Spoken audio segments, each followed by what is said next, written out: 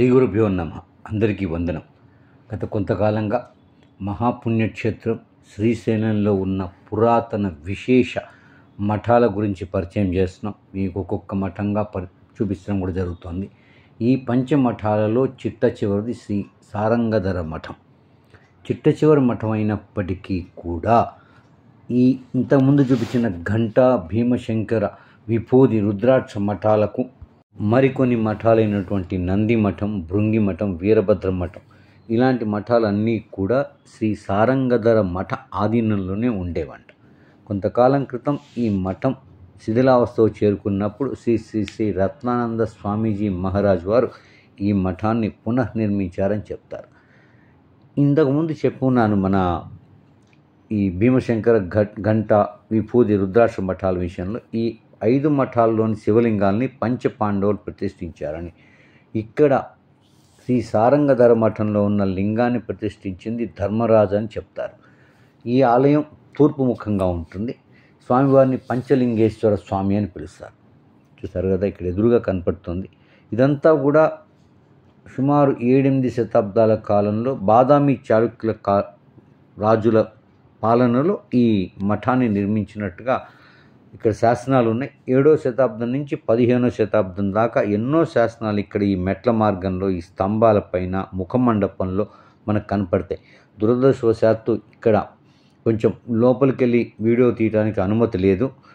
అందువలన ఆ లోపల ఉన్నటువంటి గర్భాలయం, అదేవిధంగా మండప స్తంభాల మీద ఉన్నటువంటి శాసనాలని చూపించలేకపోతున్నాను మీకు. ఇంకో విశేషం ఏంటంటే, మన శివుడి 5 ముఖాల గురించి మనకు తెలుసు కదా. దాంట్లో ఈ ఆలయం తూర్పు ముఖంగా ఉండటం వలన తత్పురుష ముఖం అంటారు. ఈ తత్పురుష ముఖం మన జీవిత ప్రయాణంలో మనకి ఏర్పడే అస్పష్టత, అంటే ఈ నిర్ణయం తీసుకోలేకపోవటం అన్న దాన్ని తొలగిస్తుంది. కంప్లీట్గా తొలగించడమే కాదు, సమస్త నియంత్రణ, అంటే మనం చేసే పనిలో మనం ఎంత చక్కగా చేయాలి అన్న ఒక నియంత్రణ కూడా మనకు అనుగ్రహించే రూపం. సహజంగా శివాలయాలు ఎక్కువగా తూర్పు ముఖంగా ఉంటాయి కాబట్టి అన్నీ తత్పురుష దర్శనం. అందుకే సంధ్యా సమయంలో శివాలయంకి వెళ్ళి శివ దర్శనం చేసుకుంటే జీవితం చక్కగా ఉంటుందని చెప్తారు. ఇంకా చెప్పాను కదా, ఈ మఠాలన్నిటికీ అధిపతి శ్రీ సారంగధర పీఠాధిపతి. చూడండి, ఇక్కడ చాలా చిన్నగా ఉంటాయి. ఇక్కడ ఈ ముఖ్యంగా చాళుక్యుల కాలం నిర్మించిన ఆలయాల ముఖమండపాలన్నీ కూడా చాలా ఎత్తు తక్కువగా ఉంటాయి. ఈ నిర్మాణం స్పష్టంగా చెప్తుంది. ఈ మెట్లుగా ఉంటుంది విమాన గోపురం. ఇవి చాళుక్యుల కాలం నాటి నిర్మాణం అని. ఇక్కడ కూడా చూడండి, పెద్ద వాల్మీకం కనపడుతుంది, అంటే పుట్ట. ఇక్కడ కూడా ఒక పెద్ద పుట్ట ఉంది. నాగపూజలకి ఈ మఠం కూడా ప్రసిద్ధి. అరుదుగా ఇక్కడ ఒక శ్వేత నాగు ఈ ప్రాంగణంలో భక్తులకు అప్పుడప్పుడు దర్శనమిస్తుందని చెప్తారు. చూసారు కదా వెనక పైన. ఇక్కడ దక్షిణామూర్తి, లేకపోతే శ్రీ మహావిష్ణువు, బ్రహ్మ, లింగోద్భవమూర్తి ఈ రూపాలు ఏవి కనిపించవు ఇక్కడ మనకి. ఒకటే శివలింగం కనపడుతుంది. అంటే 10వ శతాబ్ద కాలం దాకా కూడా విమాన గోపురం ఇదే విధంగా నిర్మాణం జరిగేది. ఆ తర్వాతనే మనకి ద్రావిడ సంస్కృతి ప్రకారం దక్షిణామూర్తి, లింగోద్భవమూర్తి, బ్రహ్మ, విష్ణు, మహేశ్వరులు వీళ్ళు ఉండటం, మనకి చండికేశ్వరుడు ఇవన్నీ కనపడతాయి. అంతకుముందు అవేమీ లేవు. ఇది పై భాగం. చక్కటి ప్రశాంత వాతావరణం. శ్రీశైలం అంటేనే ప్రశాంత వాతావరణానికి, శివనామ స్మరణకి ప్రసిద్ధి. చాలా చక్కగా ఉంటుంది. ఇలా మనం తిరిగి వచ్చినప్పుడు కిందకు వస్తే ఇక్కడ మనకి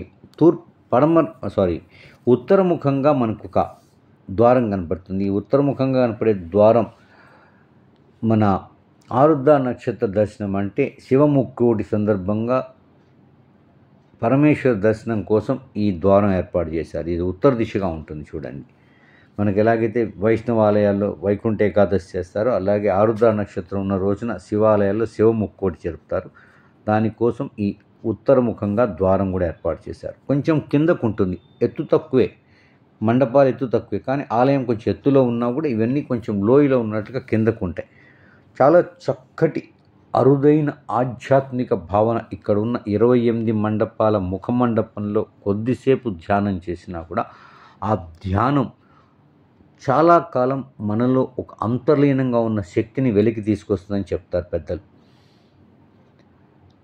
ఇక్కడ ధ్యానానికి చాలా ముఖ్యమైనటువంటి ఇది ఉంది, ప్రయోజనం ఉంది, పరమార్థం కూడా ఉంది. అందువల్ల ఈ మండపానికి వెళ్ళినప్పుడు ముఖ్యంగా ఈ మఠంలో ఈ ముఖమండపంలో కూర్చొని చాలామంది ధ్యానం చేసుకుంటూ ఉంటారు. చూసారు కదా, ఇక్కడ నాగప్రతిష్ఠలు అని చెప్పాను కదా, నాగప్రతిష్ఠ కనపడతాయి చూడండి, ఎత్తైన వాల్మీకం.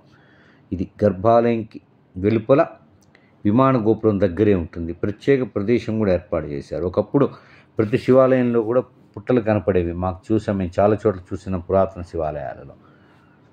ఇలా ఈ 5 మఠాలు, ఈ మఠంతో శ్రీ సారంగధర మఠంతో మన శ్రీశైలంలో ఉన్న అత్యంత పురాతన దివ్య మహిమలు కలిగి పంచపాండవులచే ప్రతిష్ఠించబడిన లింగాలు కలిగి ఉన్న 5 మఠాలు అంటే ఘంటా మఠం, భీమశంకర మఠం, విభూది మఠం, రుద్రాక్ష మఠం, శ్రీ సారంగధర మఠం సందర్శన మనకి నేటితో పూర్తి అయిపోయింది. త్వరలో మిగతా కొన్ని మఠాలు ఇందా చెప్పున్నా కదా, నంది మఠం, భృంగి మఠం, వీరభద్ర మఠం, వీటిని కూడా మీకు పరిచయం చేయడానికి అతి త్వరలో.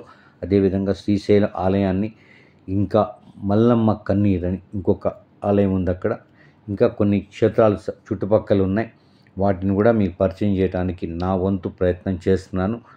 తప్పనిసరిగా ప్రయత్నం చేస్తాను. చూడండి, ఇక్కడ మఠం చెప్పాను కదా, ముఖమండపంలో ఉన్నటువంటి స్తంభాల వరుస ఎత్తు చాలా తక్కువ. ఎదురుగా కనపడిన గర్భాలయంలో చిన్న లింగ రూపంలో పరమేశ్వరుడు శ్రీ పంచలింగేశ్వర స్వామి వారు కొలువు దిగుంటారు. ఆయనకి ఎదురుగా ఉన్న అర్ధమండపంలో 2 నందీశ్వర లింగాలు మూర్తులు ఉంటాయి.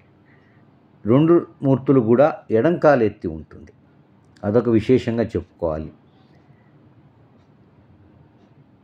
టూకీగా చెప్తే ఇది మొత్తం మన సారంగధర మఠ చరిత్ర. శ్రీశైల మహాక్షేత్రంలో ఉన్న పంచమఠాల ప్రాశస్త్యం, విశేషాలు.